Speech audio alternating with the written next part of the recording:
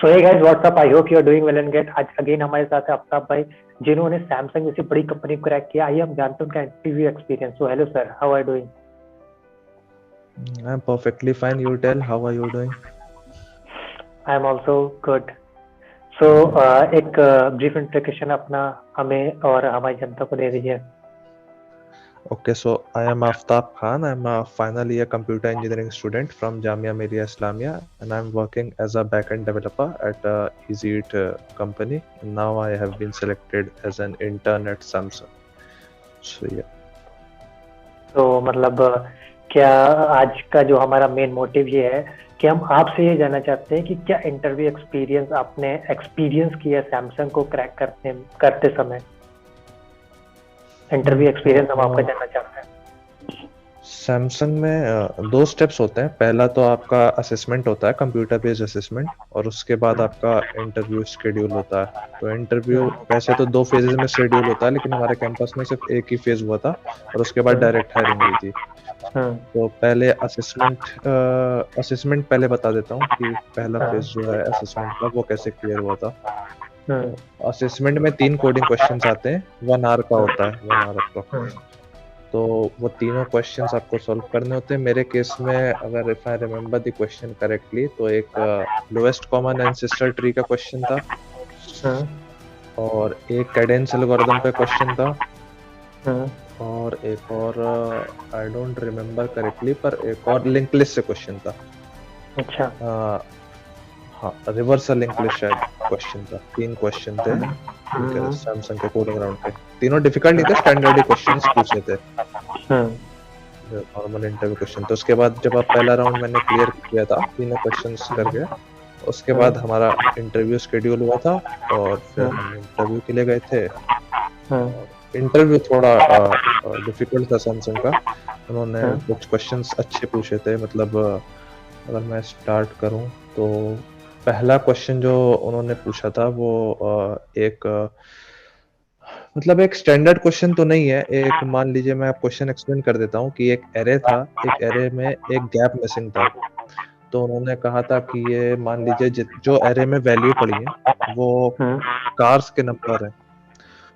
तो एक given format में उन्हें वो वैल्यूज चाहिए थी, वो फॉर्मेट वही देंगे, लेकिन हम कोई भी नंबर को स्वैप उससे ही कर सकते हैं जिसमें कार मिसिंग है।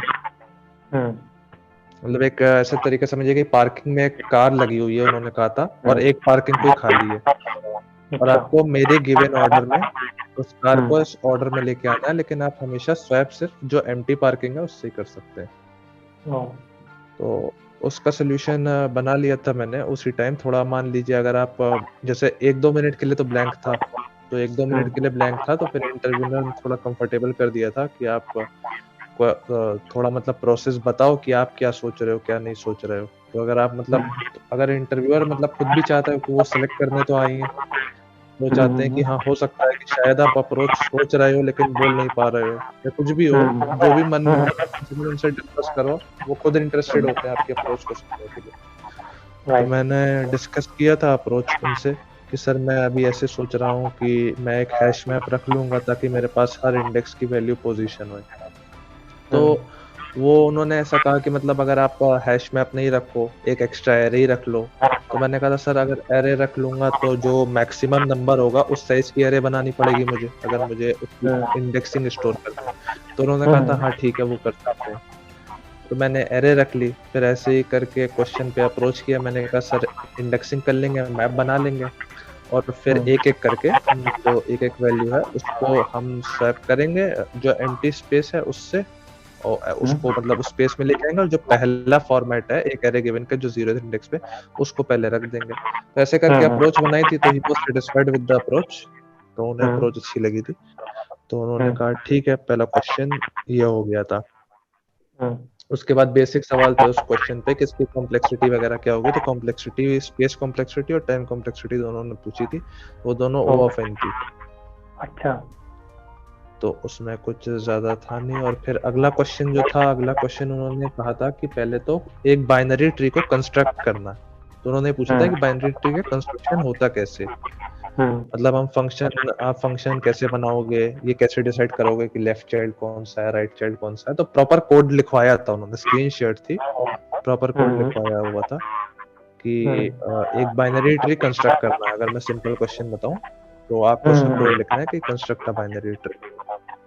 तो उसका कोड मैंने लिख दिया था। फिर उन्होंने पूछा था कि अच्छा अगर हम एन एरे ट्री बनाएं तो वो कैसे करोगे, सिर्फ उसका लॉजिक बताओ।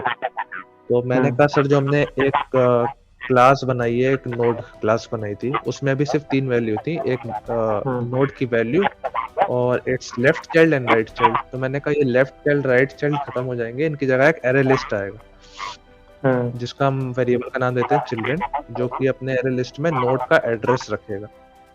तो अगर जब एड्रेस रखेगा तो उसके पास हम ऐसा इटरेट कर जाएंगे। तो उन्होंने कहा था हाँ ये अप्रोच भी ठीक है। तो फिर बस उन्होंने बाइनरी ट्री कोड नहीं करवाया था, लेकिन आप पूरा लॉजिक वगैरह सब कुछ दिया था कि कैसे रन होएगा कैसे नहीं होगा। और फिर एक एसक्यूएल पे क्वेश्चन था, एसक्यूएल क्वेरी पे डीबीएमएस पे उन्होंने पूछा था कि आता है, तो मैंने कहा था सर डीबीएमएस। तो फिर उन्होंने एसक्यूएल पे एक क्वेश्चन पूछा था, वो भी स्टैंडर्ड क्वेश्चन है कि nth हाईएस्ट सैलरी निकालनी है किसी भी गिवन टेबल से, तो कौन सी क्वेरी यूज करते हैं।